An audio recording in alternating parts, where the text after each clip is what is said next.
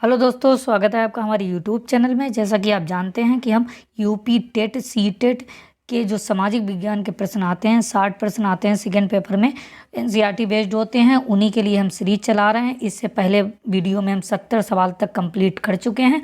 आज हम 71 से स्टार्ट करेंगे और ये सारे प्रश्न आपके प्रीवियस पेपरों से लिए गए हैं, तो आप बिल्कुल भी परेशान ना हो।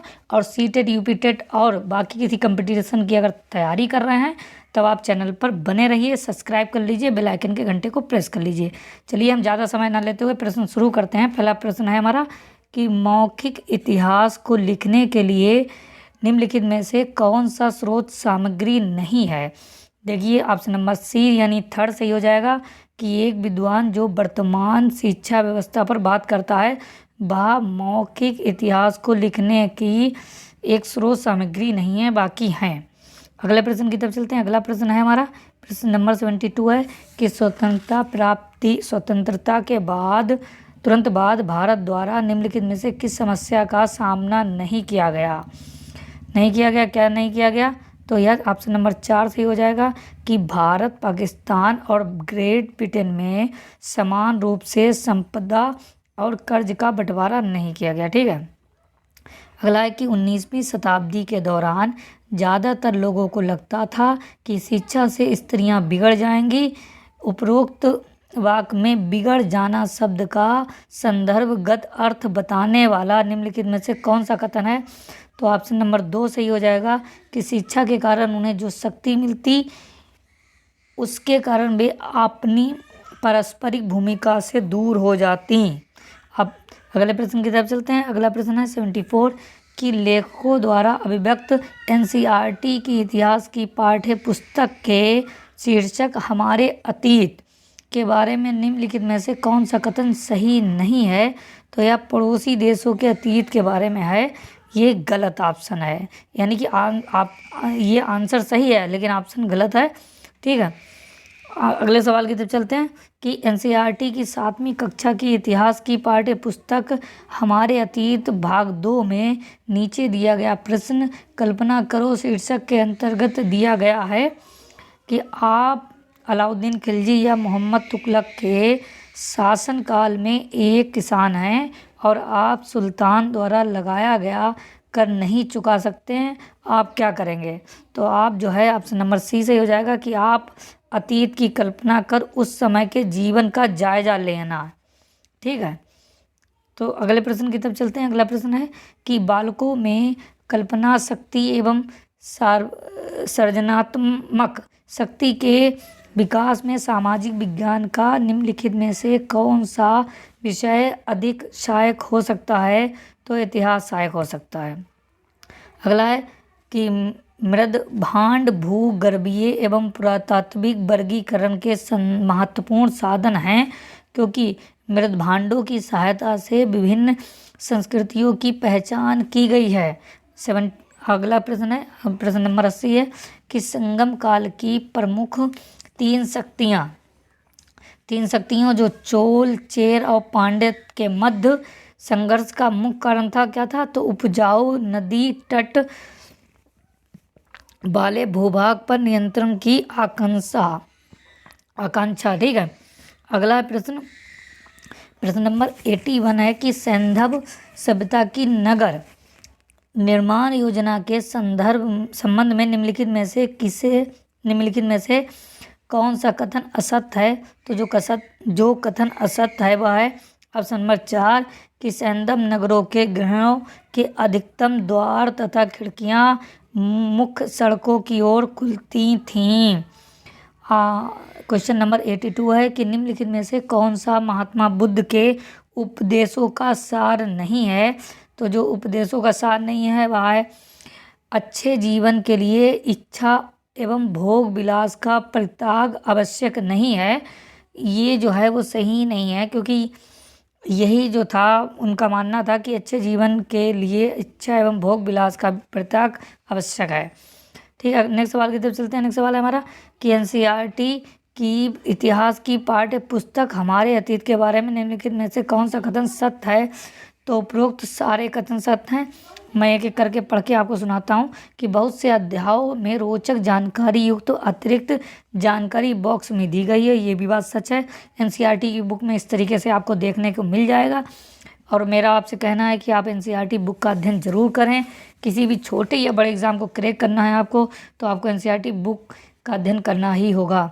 सेकंड है कि बहुत से अध्यायों में उस स्रोत से एक अंश दिया गया जिसके आधार पर इतिहासकार इतिहास लिखते हैं। अगला है कि कुछ अध्यायों में मानचित्र भी दिए गए हैं। ये सारे जो सारे गुण जो हैं वो एनसीईआरटी में पाए जाते हैं। अगला प्रश्न है कि एनसीईआरटी की इतिहास की पाठ्य पुस्तक हमारे अतीत के बारे में निम्नलिखित में से कौन सा कथन सत्य है असत्य है। तो इतिहास में करके सीखने की संभावना ना के बराबर होती है, इसीलिए किसी भी अध्याय के अंत में आइए करके देखें जैसे कार्यकलाप नहीं दिए गए हैं। अगला प्रश्न है, प्रश्न नंबर 85 है कि निम्नलिखित में से कौन सा एनसीईआरटी की 6ठी से 8वीं तक की इतिहास की पाठ्य पुस्तक हमारे अतीत के बारे में निम्नलिखित में से कौन सा कथन सही नहीं है। तो इसमें आंसर सी सही हो जाएगा कि इसमें पाठ्य पुस्तक को रोचक बनाने की अपेक्षा ऐतिहासिक तत्वों के संकलन का अधिक जोर दिया गया है। अगला प्रश्न है कि सामाजिक विज्ञान के महत्वपूर्ण विषय इतिहास की पाठ्य पुस्तक के पाठ्य वस्तु के अंतर्गत निम्नलिखित में से किसे शामिल किया जाना चाहिए। तो उपरोक्त सभी को शामिल किया जाना चाहिए, जैसे कि सामाजिक विकास को शामिल किया जाना चाहिए, सांस्कृतिक विकास को शामिल किया जाना चाहिए और अतीत की घटनाओं को भी शामिल किया जाना चाहिए। अगला है प्रश्न की सूची निम्नलिखित का मिलान कीजिए। सूची 1 दी गई है, सूची 2 की दी गई है। एक तरफ मंदिर की सूची दी गई है, दूसरी तरफ उसके निर्माताओं की सूची दी गई है। तो जो हमारा पहला हो जाएगा कि खजुराहो के मंदिर का निर्माण किसने कराया था, तो ऑप्शन नंबर बी सही हो जाएगा, चंदेल ने। और बी का किसने कराया था, यानी कि माउंट आबू का दिलवाड़ा मंदिर, इसका निर्माण जो कराया था चालुक्य ने कराया था। ऑप्शन नंबर सी सही हो जाएगा। और है कि पुरी का जगन्नाथ मंदिर का निर्माण किसने कराया था, तो ये करवाया था चौथे ने यानी कि अनंत बर्मन गंग ने। और अगला है कि विट्ठल स्वामी का मंदिर का निर्माण विजयनगर के शासक ने करवाया था। तो ऑप्शन नंबर 4 सही हो जाएगा।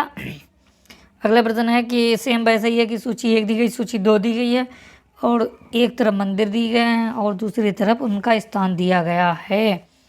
प्रश्न है कि जैसे कि मंदिर दिया गया दशा अवतार मंदिर, तो यह इसका स्थान कहाँ है या कहाँ मंदिर है, तो आप नोट डाउन कर लीजिए।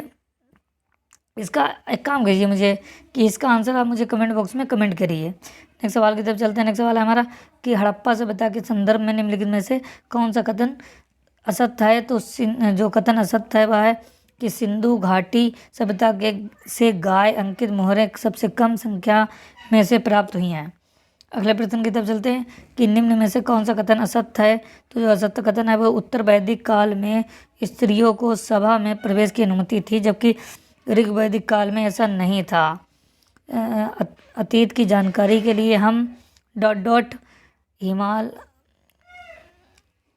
हिमालय क्षेत्र में उगने वाले नामक पेड़ की छाल से विशेष तरीके से तैयार भोजपत्र पर लिखी पांडुलिपियों का सहारा ले सकते हैं। प्रायः ये पांडुलिपियाँ मंदिरों और में होती हैं। तो इसमें जो ऑप्शन हो जाएगा वो आपका ऑप्शन नंबर सी फिल होगा। पहले क्या होगा कि अतीत की जानकारी के लिए हम ताड़पत्रों अथवा हिमालय क्षेत्र में उगने वाले भूर्ज नामक पेड़ की छाल से विशेष तरीके से तैयार भोजपत्र पर लिखी पांडुलिपि का सहारा ले सकते हैं। प्रायः ये पांडुलिपियां मंदिरों और विहारों में पाई जाती हैं। अगले प्रश्न की तरफ चलते हैं। अगला प्रश्न है कि अतीत की जानकारी के एक अच्छे स्रोत पांडुलिपियों में किन विषयों की चर्चा होती है। तो सभी विषय होते हैं। कौन कौन से, धार्मिक मान्यता एवं व्यवहार, राजाओं के जीवन, औषधि विज्ञान। अगला प्रश्न है कि अतीत की जानकारी के लिए हम अभिलेखों का भी अध्ययन कर सकते हैं। ऐसे लेख पत्थर अथवा धातु जैसी अपेक्षाकृत कठोर सतह पर उत्कीर्ण किए गए मिलते हैं। ऑप्शन नंबर बी दूसरा सही हो जाएगा। नेक्स्ट सवाल है हमारा कि अभिलेखों के संदर्भ में निम्नलिखित में से कौन सा कथन सत्य है। तो सत्य जो कथन है वो ऑप्शन नंबर 4 सही हो जाएगा कि किसी भी अभिलेख में सामान्य स्त्री पुरुष ने अपने कार्यों के विवरण उत्कीर्ण नहीं करवाए। अगला प्रश्न है कि आरण्यक ग्रंथों की संख्या 9 है। इनमें दार्शनिक एवं सामाजिक विषयों का वर्णन है। ऑप्शन नंबर 2 सही हो जाएगा। नेक्स्ट है कि वेदों का अर्थ समझने के लिए वेदांगों की रचना की गई। इनकी कुल संख्या 6 है। शिक्षा, कल्प, व्याकरण, निरुक्त, छंद एवं ज्योतिष। अगला प्रश्न है कि निम्नलिखित में से कौन एक वेदांग नहीं है। तो जो वेदांग नहीं है वो आयुर्वेद नहीं है, जबकि वेदांग कौन सा है? शिक्षा है, कल्प है, निरुक्त है। इसके बारे में यहाँ चर्चा हो चुकी है। निरुक्त है, छंद है एवं ज्योतिष है। ठीक है, छंद, ज्योतिष, व्याकरण आदि हैं क्या है? वेदांग हैं। ठीक, क्या है? वेदांग हैं। ठीक, ऑप्शन नंबर ए सही हो जाएगा। नेक्स्ट सवाल की तरफ चलते हैं कि आदि से संबंधित विषय दर्शन के अंतर्गत आते हैं।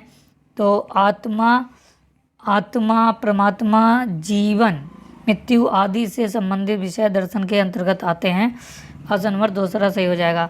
ये इस वीडियो का लास्ट सवाल है कि उत्तर मीमांसा दर्शन के संदर्भ में बादरायण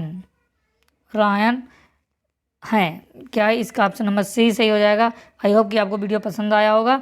अगर एक प्रश्न और ले लेते हैं कि पूर्व मीमांसा दर्शन के प्रवर्तक है कौन है? तो जैमिनी है। ऑप्शन नंबर बी सही हो जाएगा। आई होप कि आपको वीडियो पसंद आया होगा। अगर आप यूपी टेट, सी टेट या बाकी किसी एग्ज़ाम की तैयारी कर रहे हैं तब आप चैनल पर बने रहिए, चैनल को सब्सक्राइब कर लीजिए और रोज़ाना हम इस तरीके के लिए आपके लिए वीडियो लेकर आते रहते हैं। आप कहीं भी ना जाएं, आप किसी भी कोचिंग सेंटर में पैसा ना खर्चा करें। अगर आपको इसकी फ्री में PDF चाहिए तो मैं डिस्क्रिप्शन में टेलीग्राम चैनल का लिंक दे दूंगा। उसे ज्वाइन करने के बाद आप वहां से फ्री में PDF ले सकते हैं। आप बिल्कुल चैनल पर बने रहिए और आपका बहुत ही आसानी से यूपी टेट और सी टेट निकल जाएगा। उसके साथ ही साथ हम सुपर टेट की भी तैयारी कराते हैं, उसके भी हम वीडियो बनाकर डालते रहते हैं।